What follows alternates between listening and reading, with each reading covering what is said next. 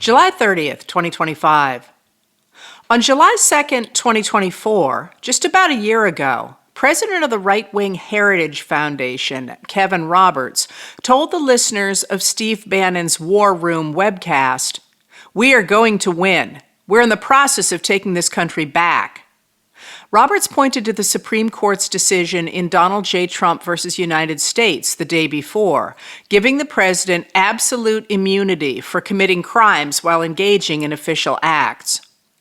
The Supreme Court ruling yesterday on immunity is vital, and it's vital for a lot of reasons, Roberts said, adding that the nation needs a strong leader because the left has taken over our institutions. "We are in the process of the Second American Revolution," he said, "which will remain bloodless if the left allows it to be." Roberts was the man who organized Project 2025, the blueprint for a new kind of government dictated by a right-wing strongman.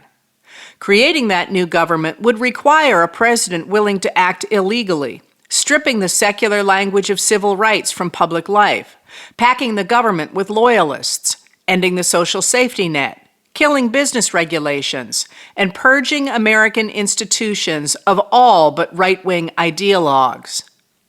When Americans learned about Project 2025, they hated it.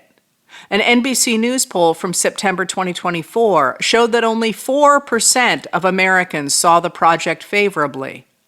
Even among Republicans, that number climbed only to 7%. For those identifying as MAGA Republicans, the number rose to just 9%.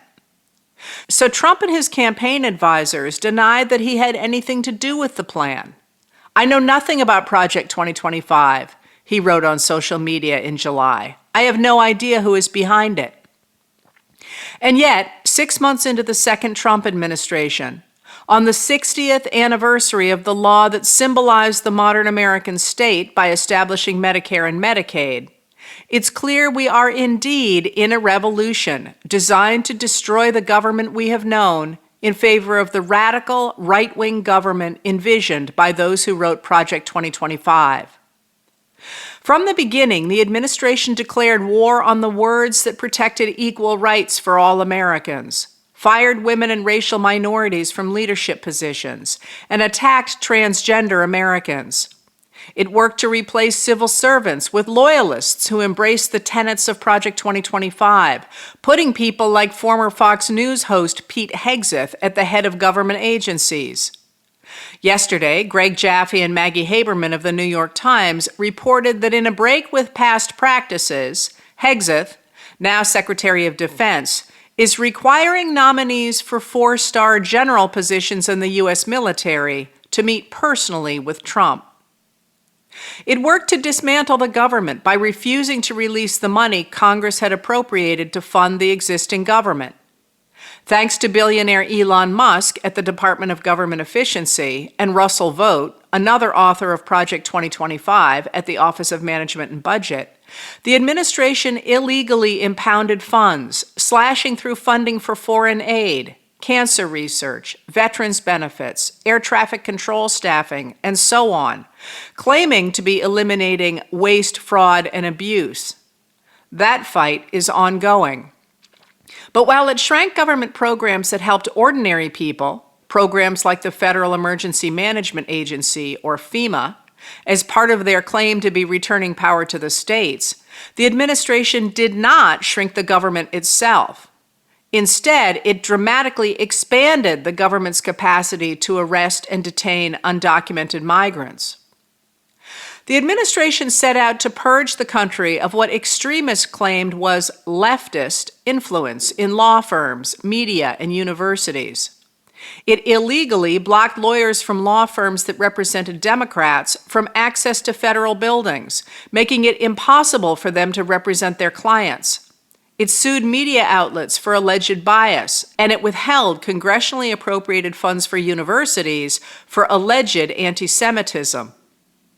Last week, in order to obtain the Federal Communication Commission's approval of an $8 billion merger between CBS parent company Paramount and Skydance Media, Skydance agreed not to set up programs related to civil rights or diversity, equity, and inclusion, and to produce unbiased journalism. Federal Communications Commission Chair Brendan Carr approved the merger, then bragged on right-wing media shows that CBS has agreed to put in place an internal political bias monitor who will report to the president of Paramount to make sure the channel's news coverage is favorable to Trump and the right wing. Last week, after Columbia University agreed to pay $221 million and to promise it will not use race, color, sex, or national origin in hiring decisions in exchange for the government's restoring the $1.3 billion in funding the administration had withheld over charges of anti-Semitism, Trump's Education Secretary Linda McMahon told Maria Bartiromo of the Fox News Channel, "This is a monumental victory for conservatives who've wanted to do things on these elite campuses for a long time because we had such far left-leaning professors." On Monday, the Office of Personnel Management issued a memo allowing federal employees to pray publicly at work, as well as to try to persuade others of the correctness of their own religious views. The administration has worked to dismantle the regulations that protect Americans by using artificial intelligence to slash regulations in half by next January. With the blessing of the Supreme Court, Trump has claimed the power to fire the heads of independent agencies, effectively giving him power over agencies created by Congress. Yesterday, the administration took its fight against public protections a leap further when the Environmental Protection Agency, or EPA, proposed a new rule that would get rid of a rule in place since 2009, establishing, on the basis of scientific evidence, that the emission of greenhouse gases like carbon dioxide and methane warms the planet and thus endangers human life. Most of the vehicle, factory, and power plant emission standards currently in place come from this endangerment finding. EPA officials told Lisa Friedman of the New York Times they intend to argue that it is climate regulations, rather than greenhouse gas emissions, that cause the real harm to human health, because they lead to higher prices and less consumer choice. As Roberts said, the Supreme Court's decision giving Trump immunity was important because destroying the country's institutions would require lawbreaking. In nothing has that been so clear as in the administration's handling of the rendering of undocumented migrants to third countries. Whistleblowers from the Department of Justice claim that DOJ official Emile Bovee told DOJ attorneys they could ignore court orders stopping migrant flights, saying they should consider telling the courts, "F you." Last night, the Senate confirmed Bovee to a federal judgeship, with 30 Republicans voting in favor. 47 Democrats voted no.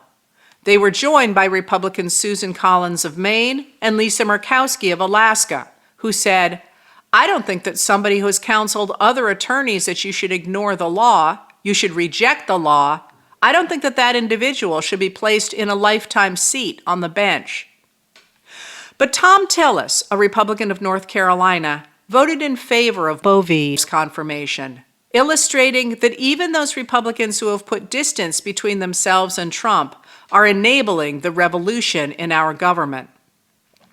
Republicans in Congress have enabled the dismantling of the country's social safety net with dramatic cuts to Medicaid and the Supplemental Nutrition Assistance Program, while also extending significant tax cuts for the wealthy and corporations and pouring money into purges of undocumented migrants.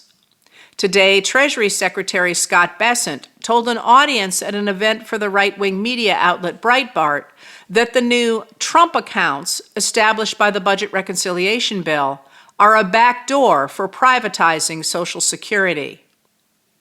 Congress's unwillingness to stand against Trump shows most dramatically in its reluctance to reassert the power the Constitution gives to it, and only to it, over tariffs.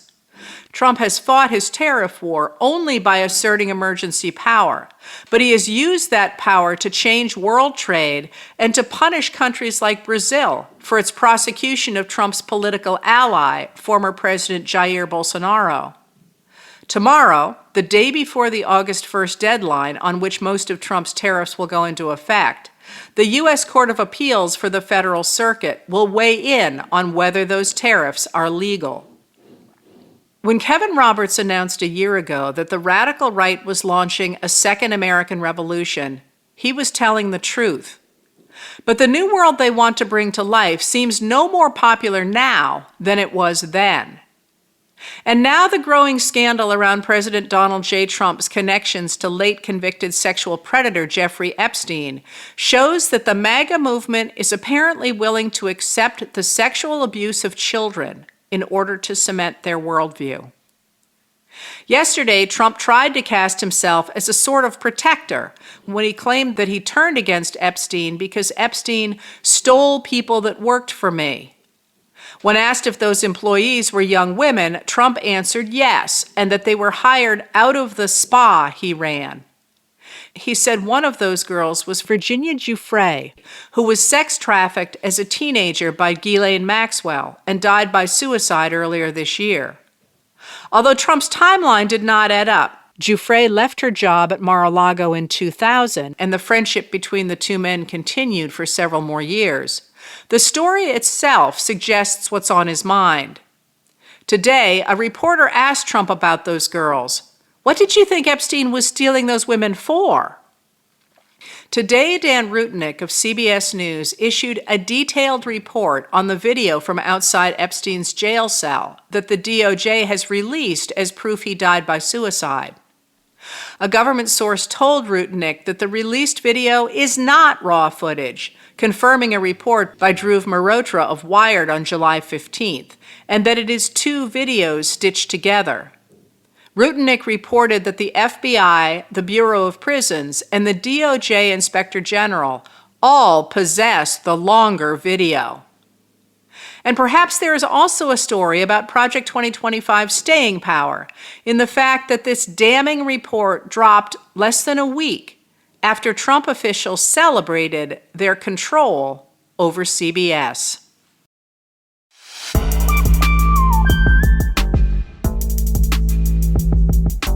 Letters from an American was written and read by Heather Cox Richardson. It was produced at Soundscape Productions, Dedham, Massachusetts. Recorded with music composed by Michael Moss.